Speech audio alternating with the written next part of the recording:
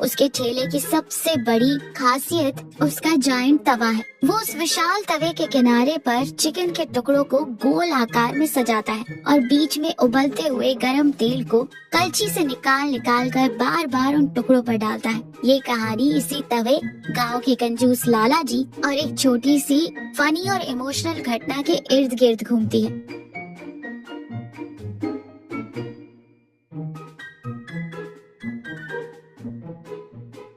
चंपा थोड़ी झुंझलाहट के साथ प्याज काटते हुए कहती है, अजी सुनते हो, दिन में 1-1.5 घंटा जब तक इस काले लोहे के तवे को नहला धुला ना लो आपको चैन ही नहीं मिलता क्या? इतनी ही श्रद्धा दिखानी है तो थोड़ा ध्यान मुझ पर भी दे दिया करो। मेरी कलाइयों में इस वक्त लोहे की जगह सोने की चूड़ियाँ होती। हमारी सारी मेहनत और कमाई तो इसी ठेले के इर्द गिर्द घूमकर खत्म हो जाती है। सत्यपाल मुस्कुराते हुए तवे पर प्यार से हाथ फेरते हुए कहता है, चंपा रानी, तुम इसे सिर्फ एक लोहे का तवा समझती हो, पर मेरे लिए ये हमारा पेट पालने वाला कल्प वृक्ष है। तुम्हें पता है चंपा, मेरे हाथों में जो स्वाद है और गांव वाले जो मेरी दुकान के दीवाने हैं, उसकी वजह सिर्फ मसाले नहीं है, वजह है यह तवा और इसे बनाने का मेरा तरीका। चंपा थोड़ा शांत होकर मजे लेते हुए कहती है, हाँ पता है मुझे। शहर में आजकल लोग बिजली की मशीनों में रहकर आराम से बिना धुएं के चिकन भून लेते हैं। आप भी वैसी ही मशीन ले आओ तो रोज की झंझट खत्म हो जाएगी। सत्यपाल आंखें बड़ी करके पूरे भावुक अंदाज में कहता है, बिजली की मशीन? अरे चंपा, उस मशीन से पेट तो भर सकता है पर आत्मा तृप्त नहीं होती। मेरी कारीगरी तो देखो, बीच में खौलता हुआ तेल किसी हवन कुंड की तरह उबलता है और उसके चारों तरफ गोल घेरे में चिकन के टुकड़े किसी सेना की तरह खड़े होते हैं। जब मैं बीच में से उबलता हुआ तेल कलछी में भरकर उन गोल सजे हुए टुकड़ों पर डालता हूँ और जो छन्न की आवाज आती है, आहा, मुझे तो ऐसा लगता है जैसे कोई संगीत बज रहा हो। गांव वाले इसे ऐसे ही थोड़ी तवा चक्रव्यूह कहते हैं। चंपा मुस्कुराकर सिर हिलाते हुए कहती है, चलिए अब अपने इस तवा चक्रव्यूह की गाथा बंद कीजिए और ठेला लगाने की तैयारी कीजिए। और हाँ, शाम को उस कंजूस लाला जी से थोड़ा बच कर रहना, उन्हें मुफ्त में खाने की बहुत बुरी आदत है। सत्यपाल बहुत ही शांत स्वभाव से कहता है, अरे बेचारी जान है चंपा, खुशबू सूंघ कर खींचे चले आते हैं। बड़े बुजुर्ग हैं, अगर उनका मन ललचाता है तो खुश होने दो उन्हें। सत्यपाल ठेले पर पूरी मेहनत से काम कर रहा है। तवे के बीच में तेल खौल रहा है।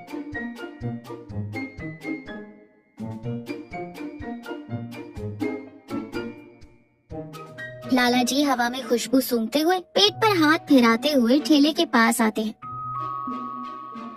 और आंखें बंद करके खुशबू का आनंद लेते हुए कहते हैं, आहा, सत्यपाल बेटा, क्या बात है। तुम्हारी इस तवे की खुशबू ने तो मेरा आधा पेट ऐसे ही भर दिया। पूरे सूरजपुर गांव में तुम्हारे जैसा जादू किसी के हाथों में नहीं है। सत्यपाल सम्मान से हाथ जोड़ते हुए कहता है, नमस्ते लाला जी, आइए, आपके लिए ही गर्मा गर्म सिक रहा है। आपकी आंखों में मुझे साफ भूख नजर आ रही है, लगा दो एक बढ़िया सी प्लेट। लाला जी तुरंत घबराकर, अरे नहीं बेटा, बात 30 रुपए की प्लेट की नहीं है, वो तो मैं अभी निकाल कर दे दूं। बात ये है कि डॉक्टर ने मुझे तेल और मसाले से बिल्कुल दूर रहने को कहा है। मेरी सेहत आजकल ठीक नहीं चल रही। सत्यपाल बड़ी ही मासूमियत से मुस्कुराते हुए कहता है, कोई बात नहीं लाला जी, सेहत सबसे बड़ी चीज है। अगर डॉक्टर साहब ने मना किया है तो बिल्कुल मत खाइए, आप बस खुशबू लेकर आनंद लीजिए।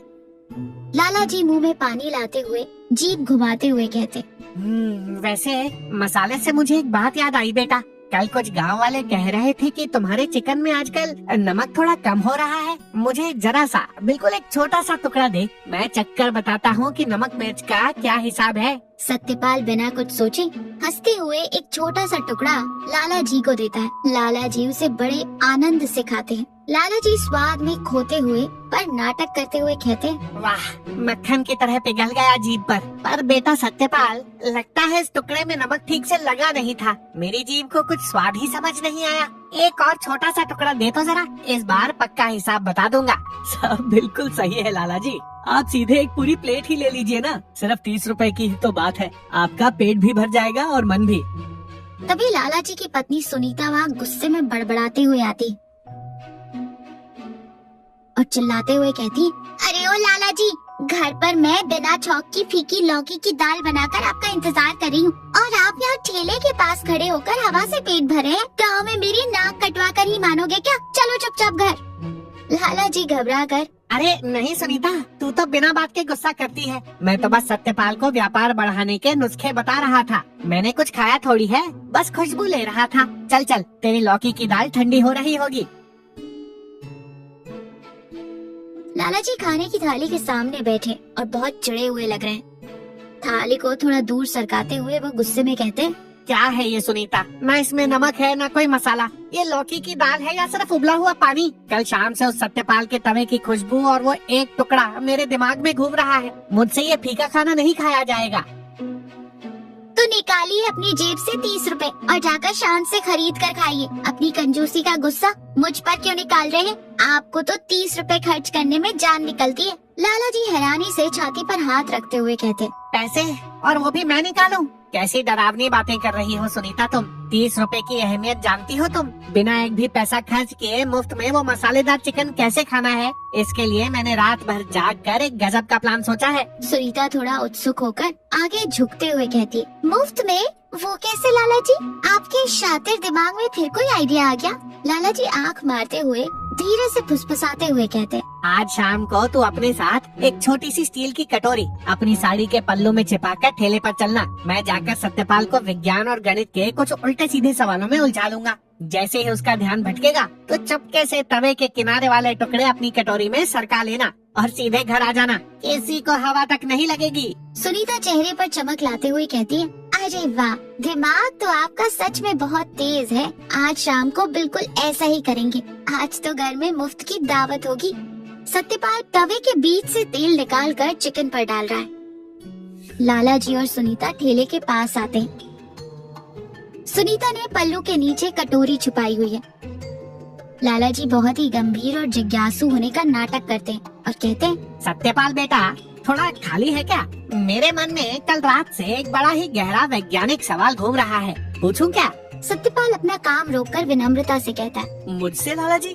मैं तो कोई पढ़ा लिखा इंसान नहीं हूँ, बस एक मामूली सा ठेले वाला हूँ। फिर भी पूछिए, अगर मुझे पता होगा तो जरूर बताऊंगा। लाला जी सत्यपाल को पूरी तरह अपने बातों में फंसाते हैं। मैं ये सोच रहा था कि तेरा ये जो तवा है ये गोल क्यों है बेटा? अगर ये चौकोर होता तो इसके 4 कोनों में ज्यादा चिकन के टुकड़े आ जाते ना, तेरा मुनाफा बढ़ जाता। और हाँ, ये जो तेल उबल रहा है इसका तापमान कितने डिग्री है? कभी थर्मामीटर लगाकर नापा है तूने? सत्यपाल पूरी तरह उलझकर सोच में पड़ जाता है। तापमान? वो तो नहीं पता लाला जी। और चौकोर तवे में तेल सब जगह बराबर नहीं फैलता ना, गोल होता है तभी तो मेरा तवा चक्रव्यूह बनता है। और सत्यपाल जब लाला जी को समझाने में मगन है, तभी सुनीता धीरे से अपनी कटोरी निकालती है और तवे के किनारे से चिकन के टुकड़े उसमें सरकाना शुरू कर देती है। हड़बड़ाहट में उसके हाथ थोड़े कांप रहे थे। तभी घर से ठेले की तरफ आ रही चंपा की नजर सुनीता पर पड़ जाती है। चंपा दौड़ के आती और बहुत जोर से चिल्लाते हुए कहती है, अरे ये क्या हो रहा है? दिन दहाड़े हमारे ठेले पर चोरी? काकी, ये आपके पल्लू के नीचे कटोरी में क्या है? चंपा की तेज आवाज सुनकर सब चौंक जाते हैं। सुनीता के हाथ से घबराहट में वो कटोरी छूट जाती है। कटोरी जमीन पर गिरती है और सारे टुकड़े मिट्टी में मिल जाते हैं। सत्यपाल सब कुछ देखकर स्तब्ध रह जाता है। क्या लाला जी, साइंस, गणित और तापमान के बहाने मेरे पति को बातों में उलझाकर पीछे से यह घटिया चोरी? क्या यही आपकी इज्जत है गांव में? उम्र के इस पड़ाव में ऐसी हरकतें करते शर्म नहीं आती आपको? सुनीता बुरी तरह कांपते हुए और हड़बड़ाकर झूठ बोलते हुए कहती है, अरे चंपा, मुझे गलत मत समझ बेटा, मैं कोई चोरी नहीं कर रही थी। मैं तो बस कटोरी में निकाल कर चेक कर रही थी कि चिकन अंदर से ठीक से पका है या नहीं। चंपा कठोरता से ताना मारते हुए कहती है, पका है या नहीं ये चेक करने के लिए आप घर से खास स्टील की कटोरी लेकर आई थी काकी? क्या आप लोग 30 रुपए खर्च करने लायक भी नहीं बचे? आपके पास कितनी संपत्ति है ये पूरे सूरजपुर को पता है, फिर भी ऐसा नीच काम कर रहे हैं आप दोनों। सत्यपाल बहुत ही शांत लेकिन भारी और उदास आवाज में कहता है, चंपा शांत हो जाओ, बस करो, अब तुम इन्हें एक शब्द भी नहीं कहोगी, ये हमसे बड़े हैं। फिर लाला जी की तरफ मुड़कर, लाला जी, आप गांव के सबसे रईस इंसान हैं। पैसा, रुतबा, हैसियत सब है आपके पास। हम तो रोज कमाने खाने वाले मामूली लोग हैं। सिर्फ 30 रुपए के लिए आपने इतना बड़ा नाटक किया। लाला जी, अगर आप एक बार हक से मुझसे कहते कि सत्यपाल मुझे खाना है पर मेरे पास पैसे नहीं है, तो मैं खुद अपने हाथों से प्लेट भरकर आपको खिलाता। मैंने कभी किसी को भूखा नहीं लौटाया, पर आपने तो साजिश करके मुझे धोखा दिया। मेरी मेहनत, मेरी कला का मजाक बना दिया। मुझे बहुत दुख हुआ लाला जी। अब आप लोग यहाँ से चले जाइए।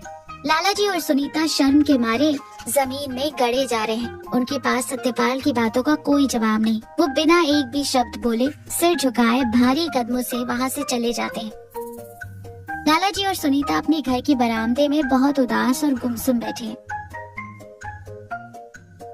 सुनीता रोते हुए कहती है, लाला जी मुझे रात भर एक पल के लिए भी नींद नहीं आई। जो घटिया काम हमने कल किया है उसके बाद मुझे खुद अपनी शक्ल आईने में देखने में शर्म आ रही है। चंद रुपयों के लिए हमने अपनी सारी इज्जत उस मिट्टी में मिला दी। लाला जी भी गहरी सांस छोड़ते हुए भारी पश्चाताप के साथ कहते, गलती तुम्हारी नहीं है सुनीता, वो लालची और गंदा प्लान मेरा था। मेरी इस पैसे की हवस और कंजूसी ने मुझे कितना अंधा कर दिया था, ये कल मुझे उस गरीब सत्यपाल की आंखों में देखकर समझ आया। वो पैसे से गरीब है पर उसका दिल हमसे बहुत बड़ा है। आज शाम को हम दोनों उसके पास जाएंगे और उससे माफी मांगेंगे। इस अपराध बोध के साथ मैं नहीं जी सकता। सत्यपाल चुपचाप अपना ठेला लगा रहा है। लाला जी और सुनीता धीरे धीरे वहाँ आते। लाला जी अपने दोनों हाथ जोड़कर कांपती आवाज में कहते, सत्यपाल बेटा, चंपा बेटी, कल हमने जो किया वो हमारी जिंदगी की सबसे बड़ी भूल थी। हम अपनी कंजूसी में अंधे हो गए थे। कृपया हमें माफ कर दो बेटा। हमने तुम्हारी मेहनत और तुम्हारी भावनाओं को ठेस पहुंचाई है। अरे लाला जी, ये आप क्या कर रहे हैं? आप मुझे हाथ जोड़ रहे हैं? मुझे पाप लगेगा। हाथ नीचे कीजिए, आप बड़े हैं, ऐसी बातें मत कहिए। लाला जी रोते हुए भावुक होकर कहते, नहीं बेटा, कल तूने मुझे दिखा दिया कि इंसानियत और मेहनत की कमाई के आगे मेरे पैसे की कोई हैसियत नहीं है। मैं अनपढ़ हूँ और तू सबसे बड़ा ज्ञानी है बेटा। सुनीता भी अपने पल्लू से आंसू पोंछते हुए कहती है, बेटा सत्यपाल, मुफ्त खाने के लालच ने हमारी मति भ्रष्ट कर दी थी। हमें अपने किए पर बहुत पछतावा है। हमें माफ कर दे बेटा। लाला जी अपनी जेब से कांपते हुए हाथों से 500 रुपए का एक नोट निकालते हैं। यह लो सत्यपाल, मेरी उस बेवकूफी और चोरी के लिए मेरी तरफ से ये एक छोटा सा जुर्माना समझ कर रख लो। इसे मना मत करना बेटा। लाला जी, ये पैसे आप अपने पास ही रखिए। आपने आकर अपनी गलती मान ली। मेरे लिए यह करोड़ों रुपयों से बढ़कर है। मुझे आपके पैसे नहीं चाहिए, बस मेरे काम के लिए आपका प्यार और आशीर्वाद चाहिए। चंपा माहौल की उदासी को दूर करते हुए एक प्यारी सी मुस्कान के साथ कहती है, हाँ काकी, पैसों का क्या है, आज है कल नहीं। पर हाँ, एक बात जरूर याद रखिएगा, अगली बार जब भी गरम गरम चिकन खाने का मन करे तो घर से वो स्टील की कटोरी लेकर मत आना। हमारे ठेले पर आप लोगों के लिए प्लेटों की कोई कमी नहीं है। चंपा की इस मजाकिया बात पर वहाँ खड़े सभी लोग एक साथ हंस पड़े। कल रात से जो एक भारीपन था वो इस हंसी के साथ छूमंतर हो गया। सत्यपाल खुशी से अपनी कर्ची उठाते हुए बोला, तो फिर बताइए लाला जी, लगा दूं आपके लिए अपने तवा चक्रव्यूह की सबसे बढ़िया प्लेट? लाला जी भी उत्साह से बोले, अरे एक नहीं सत्यपाल, आज तो पूरे 4 प्लेट लगा। मैं घर भी लेकर जाऊंगा। और हाँ, इस बार पैसे मैं खुद अपनी खुशी से दे दूंगा, वो भी पूरे। कोई छूट नहीं चाहिए मुझे। सत्यपाल एक बड़ी सी मुस्कान के साथ अपने विशाल तवे पर चिकन के टुकड़े सजाता है।